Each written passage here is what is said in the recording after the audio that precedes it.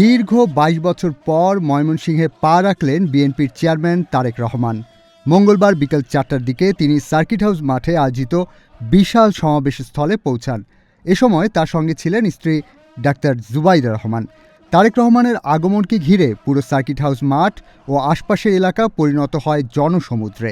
প্রায় ২ দশক পর আমাদের দলের চেয়ারম্যান জনাব তারেক রহমান ময়মনসিংহে আসছেন। এই ২ দশকে বাংলাদেশের উপর জিয়াউর রহমানের ফ্যামিলির উপরে, তারেক রহমান খালেদা জিয়ার উপরে যে দুর্যোগ বা যে রকম দমন নিপীড়ন নেমে এসেছিল, সেগুলোকে কাটিয়ে তিনি আজকে বাংলাদেশের অবিসংবাদিত নেতায় পরিণত হয়েছেন। সকাল থেকেই বিভিন্ন উপজেলা ও পার্শ্ববর্তী জেলা থেকে খণ্ড খণ্ড মিছিল নিয়ে বিএনপি ও অঙ্গ সংগঠনের হাজার হাজার নেতাকর্মী সমাবেশ স্থলে জড়ো হতে থাকেন। সমাবেশ শুরুর বহু আগেই মাঠ কানায় কানায় পূর্ণ হয়ে যায়। নেতাকর্মীদের স্লোগান, করতালি আর পদচারণায় সার্কিট হাউস মাঠ হয়ে ওঠে মুখরিত ও উৎসব মুখর। উনি আমাদের জন্য একটি আবেগ, সেই জীবন্ত আবেগ বাংলাদেশে ২২ বছর পরে আসছে।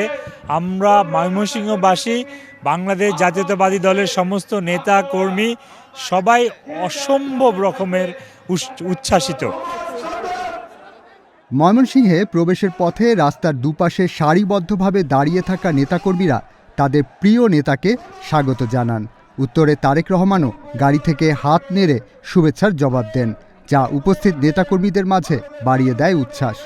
শহীদ রাষ্ট্রপতি জিয়াউর রহমানের পদাঙ্ক অনুসরণ করে তিনি যেভাবে বাংলাদেশকে বিনির্মাণ করতে যাচ্ছেন, সেই হিসাবে আমাদের অবহেলিত এই ময়মনসিংহ বিভাগটিকেও তিনি বেছে নিয়েছেন।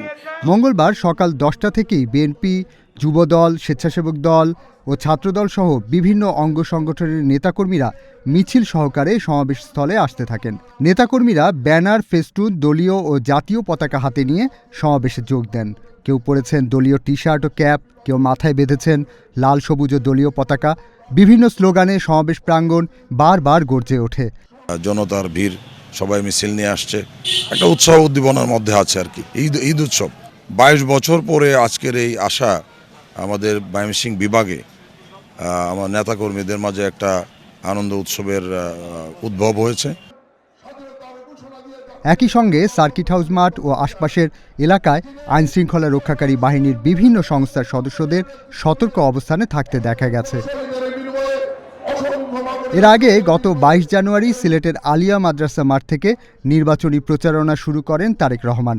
ওই দিন সিলেট, মৌলভীবাজার, হবিগঞ্জ, কিশোরগঞ্জ, নরসিংদী ও নারায়ণগঞ্জে মোট ৬০টি সমাবেশে বক্তব্য রাখেন তিনি। পরে ২৫ জানুয়ারি চট্টগ্রাম, ফেনী, সোনাগাজীর ডিগবাজি খেলার মাঠ, দাউদকান্দি কেন্দ্রীয় ঈদগাহ মাঠ এবং নারায়ণগঞ্জের কাঁচপুর বালুর মাঠে ধারাবাহিক সমাবেশে অংশ নেন বিএনপির চেয়ারম্যান। ইশতিয়াক জামান, দিনকাল ডিজিটাল।